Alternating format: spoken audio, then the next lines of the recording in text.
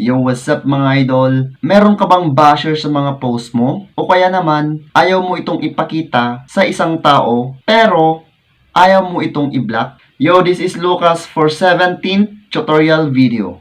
Sigurado ako mga idol, iilan pa lang ang nakakaalam nito.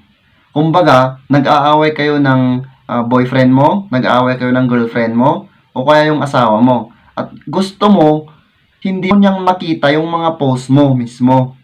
Pero, gusto mo rin makita yung mga post niya. Okay? So, di ba yung kadalasan or yung alam natin is kailangan natin i-block yung isang tao na yan, di ba?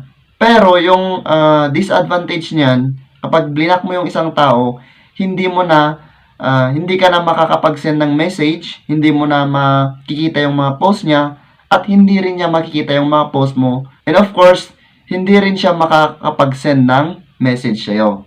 Yun yung disadvantage ng blocking. Okay, pero yung gagawin natin ngayon mga idol, ituturo ko sa inyo kung paano set ang settings ng ating mga Facebook para makikita mo pa rin yung mga post niya, pero hindi niya makikita yung mga post mo.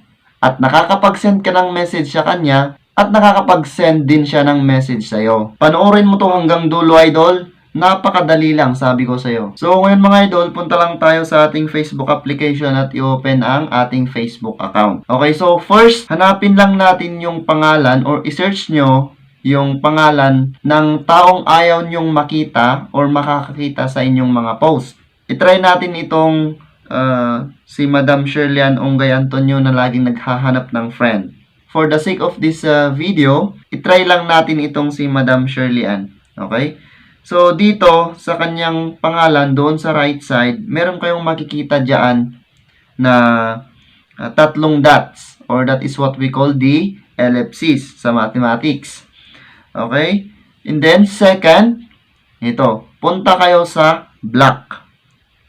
Huwag kayong mag-alala mga idol, hindi siya mabablock. Meron tayong pagpipilian dito mga idol, either cancel or block. Pero, kapag babasahin natin lahat yan, meron tayong mababasa dito doon sa last part na take a break. Okay, so pindutin lang natin yung take a break mga idol. Dito, merong ibibigay si Facebook na o pagpipilian. Doon sa first, see less of Shirley Ann's profile. Ibig sabihin, ikaw yung hindi makakakita sa kanyang mga post unless i-visit mo yung kanyang account. Second, limit what Shirley Ann's profile will see. Okay, so ito na yung sinasabi ko mga idol. Pero may condition ito mga idol. Nakikita niya po yung mga post mo na naka-public yung yung privacy niya, 'di ba? Kapag mag-share tayo ng ating post is meron dong privacy, public, friends, friends of friends or so on, 'di ba? And makikita niya po yung mga post mo na nakaset sa mutual friends. Makikita niya yung mga post mo na nakatag sa kanya.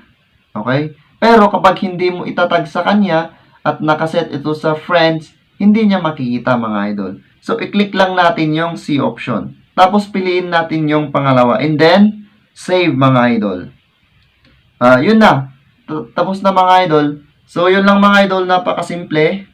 Sana naintindihan nyo.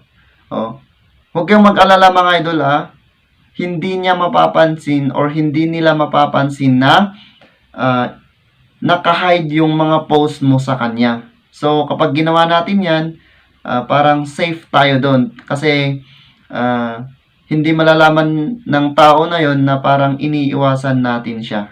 Ganun lang. So, maraming salamat sa suporta mga idol at sana nakatulong itong video na ito. Kita-kits ulit sa susunod na video mga idol.